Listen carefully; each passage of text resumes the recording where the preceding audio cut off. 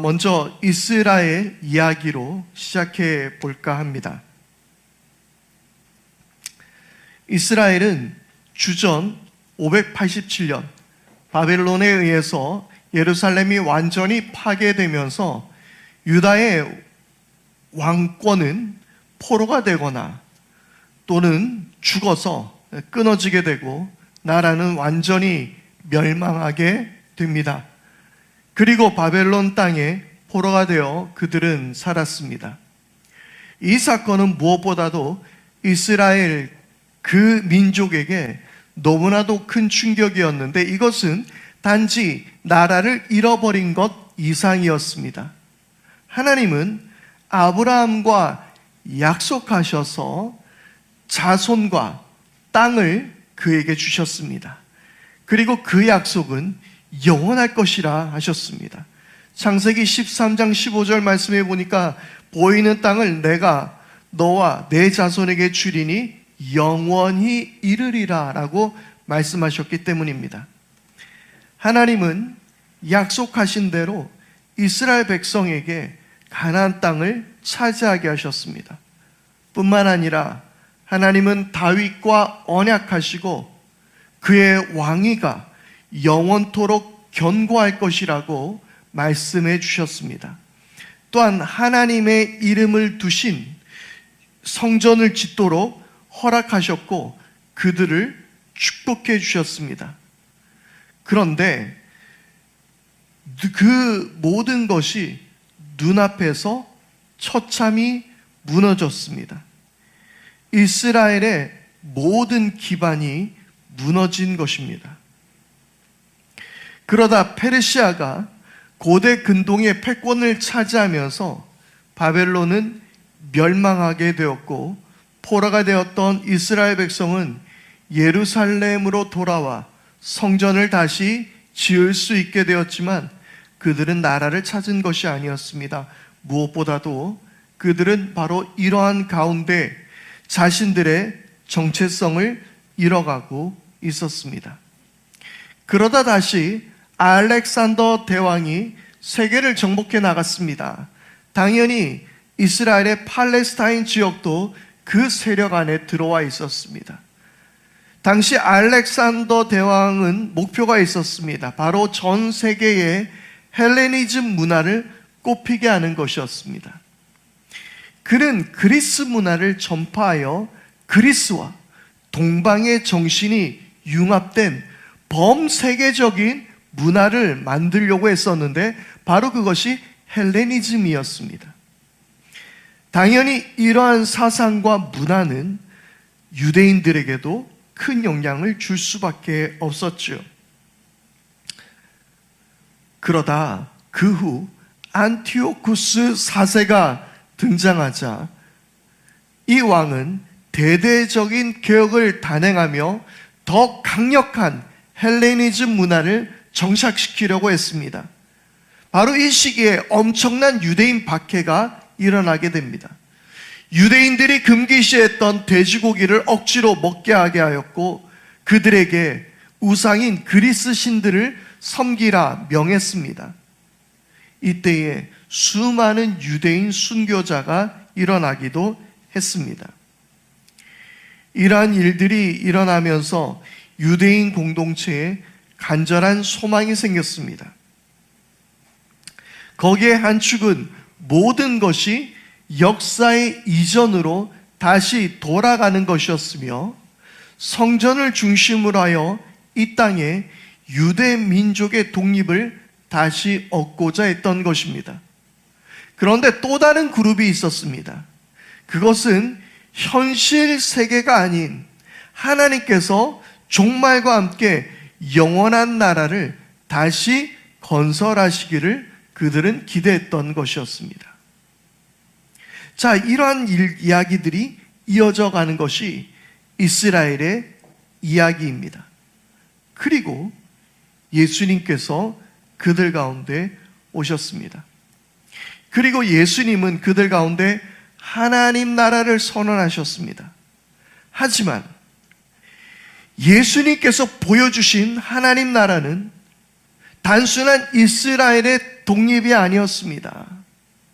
그리고 세상이 종말이 이르게 되고 모든 것이 멸망하게 되고 영적인 어떤 새로운 나라가 생겨나는 것도 아니었습니다. 오히려 그 모든 것을 넘어선 우주적이며 혁명적인 사건이었습니다. 아브라함의 자손, 즉 유대인들을 넘어서 예루살렘과 유다와 사마리아와 땅끝까지 임하는 하나님 나라, 계급과 혈통, 인종, 지역, 이 모든 것을 초월한 하나님 나라를 선언하신 것이었습니다. 어느 날 바리새인 중 한 명이 하나님 나라가 언제 오는지 물었습니다. 예수님은 이렇게 말씀하셨습니다.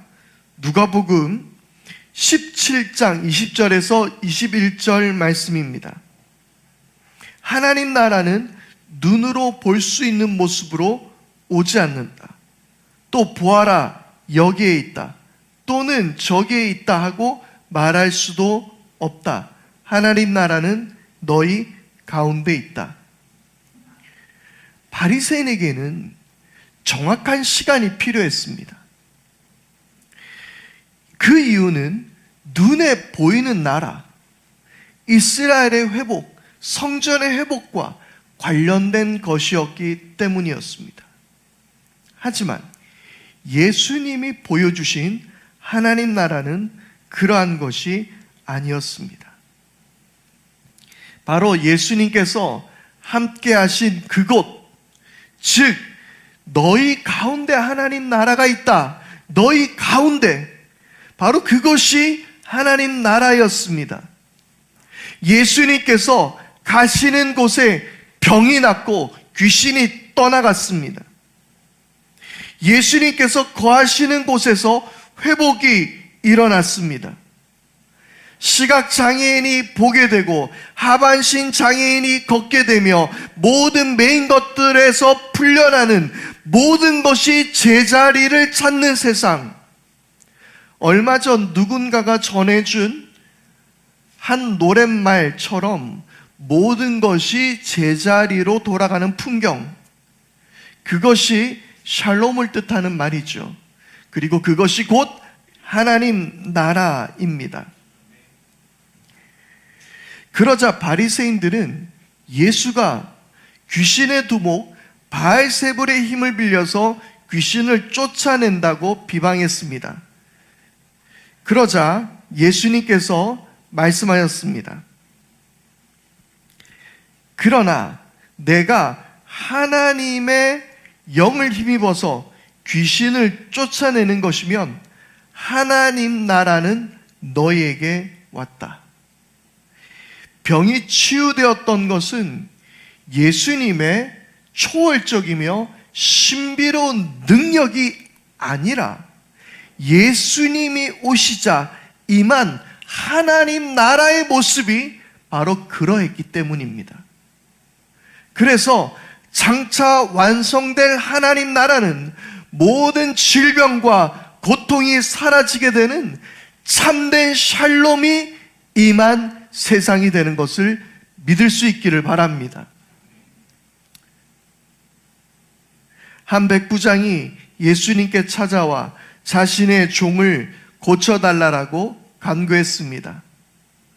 백부장은 이방인이었으며 가버나움에 주둔하여 그 지역과 치안과 질서 및 정세 고난을 행사하는 자였지만 그는 아마도 종을 진심으로 사랑했던 것 같습니다. 아마도 고위층이 누릴 수 있는 모든 의료 기술을 다 동원했을 것입니다. 하지만 종은 낫지 않았습니다. 그랬던 그가 예수의 소식을 듣게 되고 마침 예수님이 가버나움에 왔을 때에 예수님에게 찾아가 종을 고쳐주시기를 간구했던 것입니다.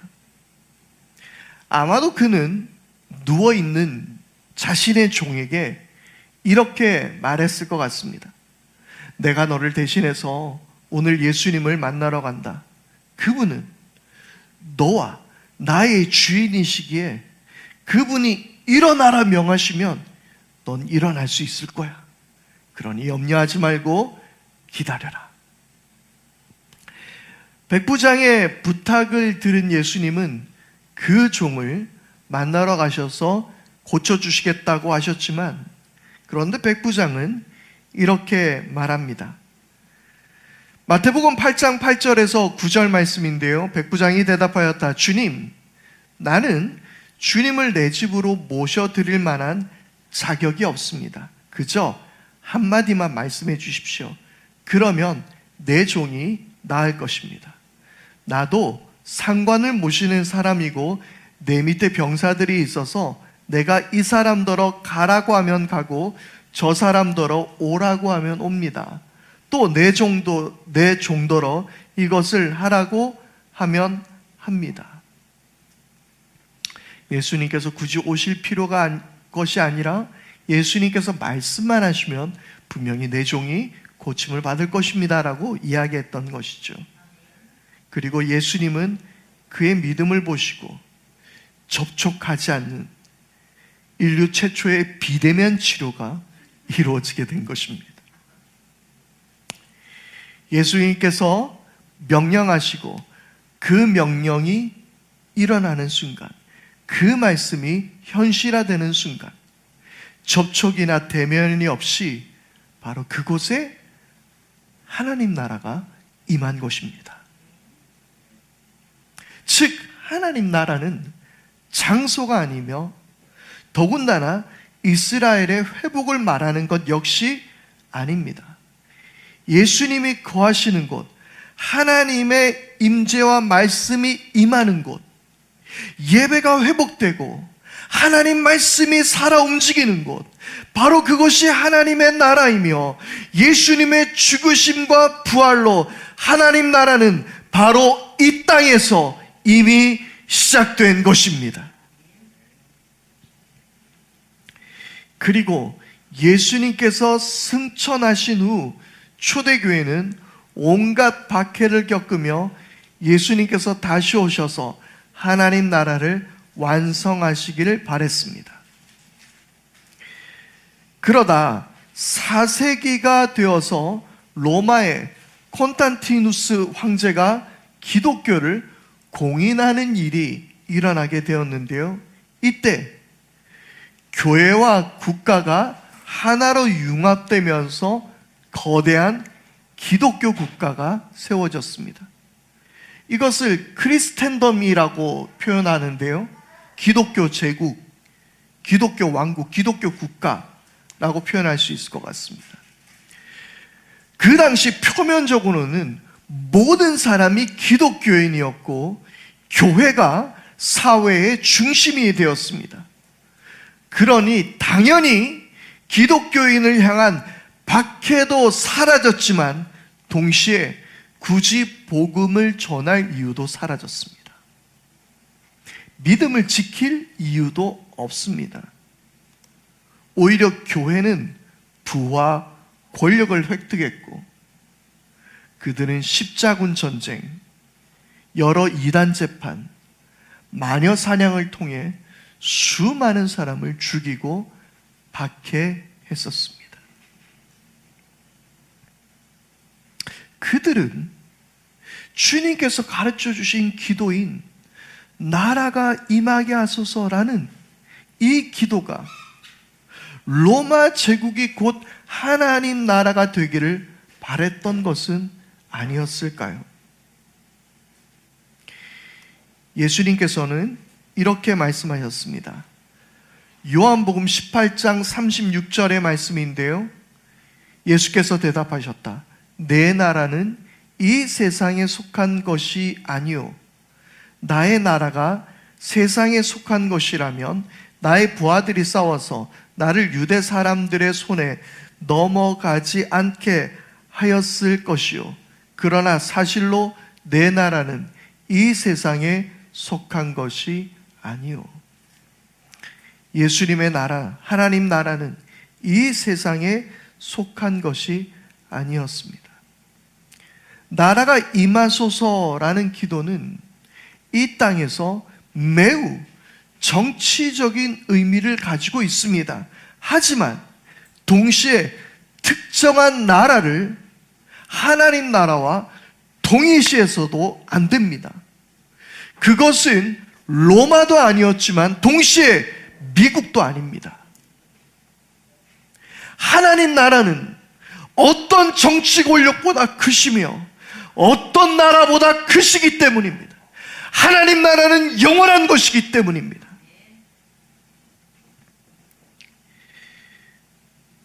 현재 한국뿐만 아니라 미국 사회의 보수적인 개신교의 가장 큰 문제점은 자신의 나라와 하나님 나라를 동일시하며 이것을 위하여 정치권을 활용하고 있다는 것입니다. 그래서 미국에서는 백인 우월주의나 이민자, 무슬림, 동성애자 혐오 등으로 목소리를 높이고 있고, 여기에 한국 기독교는 반공사상이 더해져 있습니다.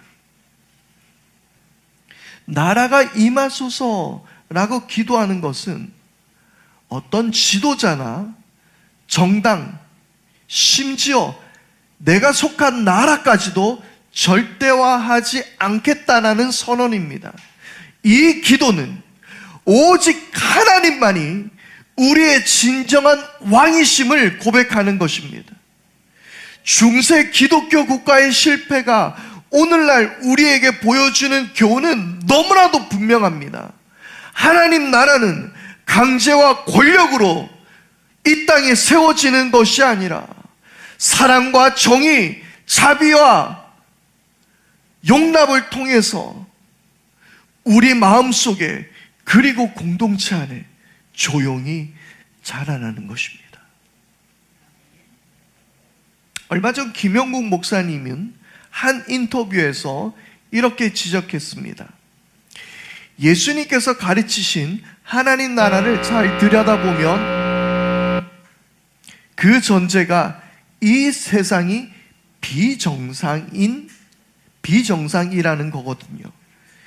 심판이 이 땅에 거의 임한 거와 다름없는 아주 깨어진 세상이다. 그게 전제가 되어 있습니다.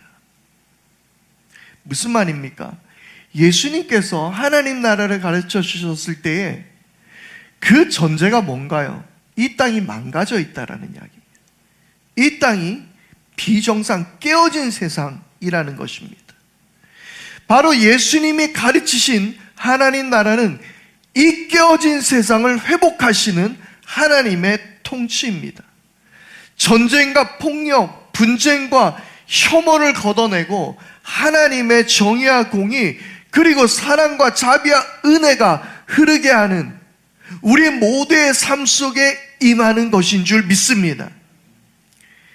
예수님께서 전해주신 가라지 비유를 보면 좋은 씨를 뿌렸는데 밤중에 원수가 와서 이 가라지를 뿌립니다. 그래서 밀과 함께 가라지가 자라게 됩니다. 그래서 종들이 묻습니다. 주인님, 이 가라지를 뽑아버릴까요? 그때 주인이 이렇게 이야기합니다. 가라지를 뽑다가 밀까지 상할 수 있으니 그냥 두어라. 그렇게 말합니다. 자, 마태복음 13장 30절에서 이렇게 말씀하고 있습니다. 추수 때까지 둘 다 함께 자라도록 내버려 두어라. 추수할 때에 내가 추수꾼에게 먼저 가서 가라지를 뽑아 단으로 묶어서 불태워버리고 밀은 내 곳간에 거두어 드리라고 하겠다. 가라지는 하나님 나라에 거스리는 것들입니다. 반하는 것들이며 이것들은 바로 불의와 악함입니다. 그런데 기억하십시오. 가라지와 밀은 함께 공존하고 있다는 사실입니다. 그러나 가라지는 결코 밀을 제압할 수 없습니다. 예수님이 말씀하시죠. 그대로 두어라. 괜찮다. 추수날에 가라지를 다 뽑아버려서 불에 태워버리겠다. 예수 그리스도께서는 마지막 때까지 우리를 이기게 하실 줄 믿습니다. 모든 유혹과 핍박에도 어떤 박해에도 하나님 나라는 결코 흔들리지 않습니다. 그러나 하나님 나라가 완성되기 전까지, 예수님께서 다시 오시기 전까지 이 땅의 불의에 순응하지 않고 우리는 싸워야 한다라는 사실입니다. 여러분, 하나님 나라의 악과 불의는 결코 용납될 수 없는 것입니다. 하나님 나라를 산다라고 말하면서 내 삶 가운데 악을 받아들이지 마십시오. 하나님 나라를 산다라고 말하면서 내 삶 가운데 불의를 참고 넘기지 마십시오. 그것은 결코 함께 할 수 없는 것입니다. 대한민국 교회는 큰 위기 속에 있습니다. 일부의 문제가 아니라 사실 대부분의 교회 문제가 되어버렸습니다. 다시 김영국 목사님의 이야기입니다. 성경을 믿는데 믿는 내용을 그럼 어떻게 적용하는가는 거죠. 현대 사회의 이 복잡한 컨텍스트에서 어떻게 적용하려고 하면 세상도 공부를 꽤 해야 합니다. 그런데 교회는 세상에 대한 공부를 너무 안 했다라는 이야기입니다. 성경의 말씀을 이 세상에 적용하고 어떻게 살아내야 하는가에 대한 이야기를 전해야 하는데 정작 교회는 세상에 대한 공부가 없었다라는 거예요. 특히 한국 개신교회는 반공과 반동성애의 두 개의 축이 크게 작용하고 있습니다. 그리고 이 두 개를 사탄으로 규정하고 이들을 없애야 하고 파괴해야 하는 것으로 인식하고 있습니다. 그래서 이를 지지하거나 대화하려는 정치 세력이나 단체 역시 사탄의 도구로 간주합니다. 세상을 선과 악의 이분법적인 단순한 세계관으로 접근하는 것이죠. 여러분, 그런데 이 세상에 수많은 다양한 이야기는 이렇게 단순화할 수 없습니다. 무라카미 하루키의 말대로 폭넓은 세계관의 결여인 것이죠. 바로 이를 대표하는 것이 정광훈, 소년보 또는 전환길과 같은 자들입니다. 이런 문제는 평화나무 기독교 회복센터 소장인 김디모데 목사님의 말씀처럼 일부 극단이라고 말하기 어려울 정도로 현재 한국 교계 내에 광범위하게 퍼져 있는 현상인데요. 특히 이들 교회는 전지적 교회 중심 사고에 빠져서 교회 이익만을 위해 비윤리적인 정치 세력과도 손을 잡기도 하고 심지어 폭력까지도 서슴지 않고 있다라고 지적합니다. 지금 이러한 모습이 중세에 실패했던 기독교 국가의 모습과 너무 닮아 보이지 않습니까? 예수님께서 말씀하셨던 내 나라는 이 땅에 속한 것이 아니라는 그 예수님의 말씀과 너무 상반되어 있지 않습니까? 그래서 한편으로는 더 걱정이 되고 두렵기까지 합니다. 하나님 나라는 정치 세력으로 임하는 것도 아니며 대한민국이 하나님의 나라가 될 수도 없습니다. 아니, 되어서도 안 됩니다. 하나님 나라는 영원한 것이며 이 땅 가운데 어떤 나라도 영원할 수 없기 때문입니다. 그러나 우리의 예배 가운데, 우리의 삶 가운데, 정의와 공의를 향한 외침 가운데, 가난한 이웃을 돌보는 가운데, 하나님이 창조하신 자연을 누리며 아끼며 돌보는 가운데, 엄마와 아이의 사랑 속에, 우리의 사랑 속에 그 어디에도 임하는 것 역시 하나님 나라입니다. 톰 나이트는 이런 예를 들었습니다. 톰 나이트라는 신학자는 이런 예를 들었는데요, 아주 흥미롭습니다. 예수님은 페니실린을 발명한 천재 의학자이셨고 우리는 의사인데, 우리는 예수님이 발명한 약으로 이미 나았고 이제 그 약이 필요한 환자들에게 약을 투여해야 하는 것이라고 예를 들어 이야기합니다. 또한 예수님은 훌륭한 천재 작곡가입니다. 그리고 우리는 연주자입니다. 우리는 그분의 곡에 매료되었고 이제 시시한 음악과 불협화음으로 가득한 세상을 향해 우리가 연주해야 한다라는 것입니다. 하나님 나라는 예수님과 함께 이 땅에 도래했습니다. 그러나 하나님 나라는 세상이 그 약으로 치유될 때 온 피조물들이 그 노래에 함께 동참하게 될 때에 하나님 나라는 바로 그곳에 세워지게 되는 것입니다. 무엇이 하나님 나라입니까?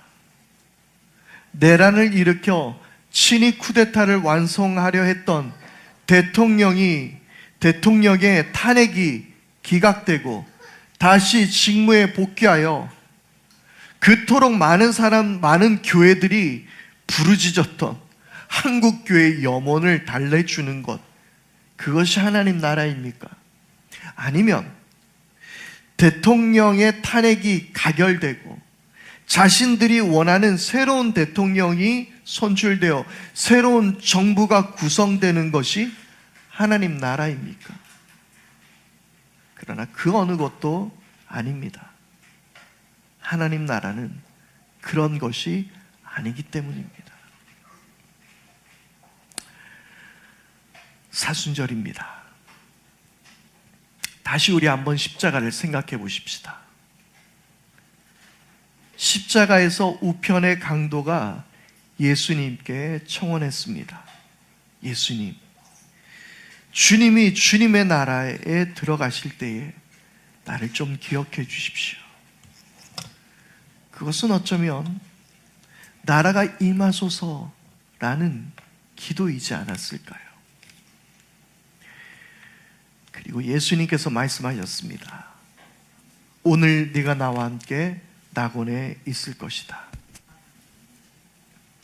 십자가에서 예수님은 온갖 고통의 정신이 혼미해져 갈 때도 죄인 한 명을 불쌍히 여기시며 당신의 나라로 초청해 주셨습니다. 세상의 왕들은 권력과 힘으로 세상을 통치합니다. 그러나 하나님 아들은 자신을 한없이 낮추시어 그 십자가 위에서도 하나님 나라를 세우셨습니다. 희생과 사랑 그리고 용납으로 세워진 것이 하나님 나라입니다. 2025년 사순절을 지나가는 우리에게 다시 새겨봐야 할 하나님 나라.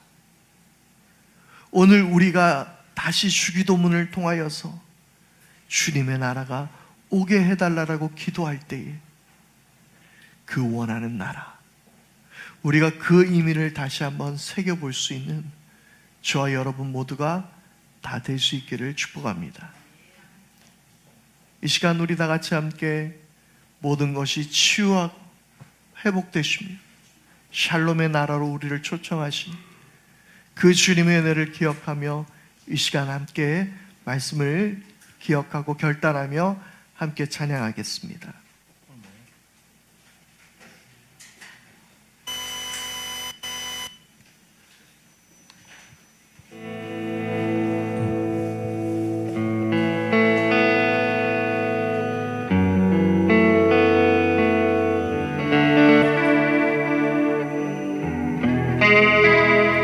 주의 나라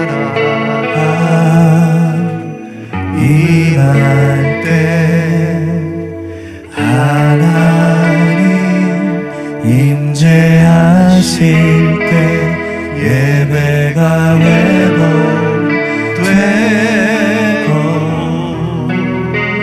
기적은 일어나네.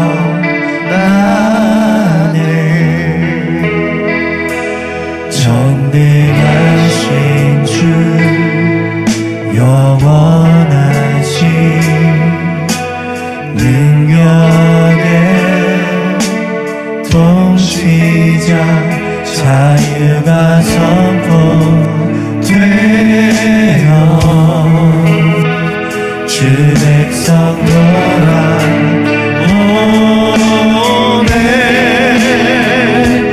하나님 나라 임하소서. 영광과 존귀 능력과 위엄 놀라운 사랑의 기적의 하나님 지금 이곳에 오소서. 아멘. 주의 나라가 임할 때 주의 나라가 임할 때 하나님 임재하실 때 예배가 회복되고 기적은 일어나네. 전능하신 주 전능하신 주 영원하신 능력의 통치자 능력의 통치자 자유가 선포되어 주 백성 돌아오네. 주님이 땅 가운데 임하십시오. 하나님 나라 임하소서. 영광과 존귀 능력과 위엄 놀라운 사랑의 기적의 하나님 지금 이곳에 오소서. 하나님 나라 임하소서. 영광과 존귀 능력과 위엄 놀라운 사랑의 기적의 하나님 지금 이곳에 오소서. 하나님 나라 임하소서. 영광과 존귀 능력과 위엄 놀라운 사랑의 기적의 하나님 지금 이곳에 오소서. 이 시간 우리 함께 기도할 때에 하나님 나라는 어떠한 정치 세력을 통하여 일어나는 것이 아닙니다. 우리가 바라는 하나님 나라는 하나님의 정의와 공의 속에서 우리의 사랑과 섬김 속에서 우리의 나눔 속에서 우리의 희생 속에서 우리가 서로를 돌보는, 그리고 우리의 말씀이 우리 삶 가운데 실현되는 바로 그곳에서 하나님의 나라는 임하게 될 줄 믿습니다. 주여, 이 대한민국 땅 가운데 하나님 나라가 임하게 하여 주시옵소서. 우리 사랑하는 모든 성도들의 삶 속에서 저들의 눈물을 닦으시고 하나님의 나라가 임하게 하여 주시옵소서. 함께 기도하겠습니다. 아버지 하나님, 하나님 나라 이 땅 가운데 임하여 주시옵소서. 아버지의 나라가 이 땅 가운데 임하시고 주님께서 다스리시는 나라, 하나님의 통치와 하나님의 사랑과 하나님의 정의와 공의와 하나님의 그 말씀들이 이 땅 가운데 실현되어지는 바로 그곳이 하나님의 나라인 줄 믿습니다.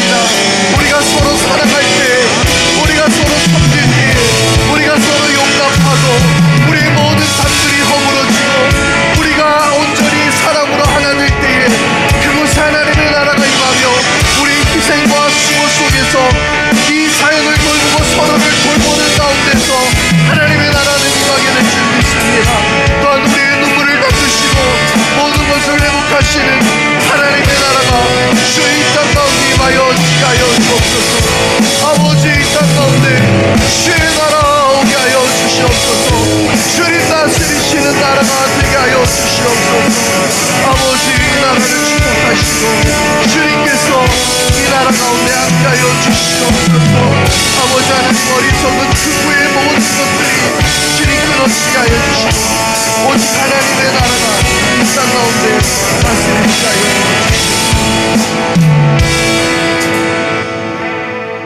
주님, 이 한국 땅 가운데 모든 어리석은 불의한 것들이 떠나가게 하여 주셨고 하나님의 정의와 공의가, 하나님의 사랑과 자비가, 은총이, 하나님의 평강이 이 땅 가운데 임하는 하나님 나라가 임하게 하여 주시옵소서. 사랑하는 우리 모든 성도들의 삶 속에서 하나님의 나라가 임하게 하여 주시고 모든 것을 회복하게 하여 주시고 모든 것이 옳은 곳으로 돌아가는 제자리를 찾는 회복의 샬롬이 우리 삶 속에서 일어나는 하나님 나라가 세워지게 하여 주시옵소서. 말씀 앞에 결단하며 사도들의 신앙의 고백을 따라 우리도 사도신경으로 우리의 신앙을 고백하오니 나는 전능하신 아버지 하나님, 천지의 창조주를 믿습니다. 나는 그의 유일하신 아들 우리 주 예수 그리스도를 믿습니다. 그는 성령으로 잉태되어 동정녀 마리아에게서 나시고 본디오 빌라도에게 고난을 받아 십자가에 못 박혀 죽으시고 장사된 지 사흘 만에 죽은 자 가운데서 다시 살아나셨으며 하늘에 오르시어 전능하신 아버지 하나님 우편에 앉아 계시다가 거기로부터 살아있는 자와 죽은 자를 심판하러 오십니다. 나는 성령을 믿으며 거룩한 공교회와 성도의 교제와 죄를 용서받는 것과 몸의 부활과 영생을 믿습니다. 아멘.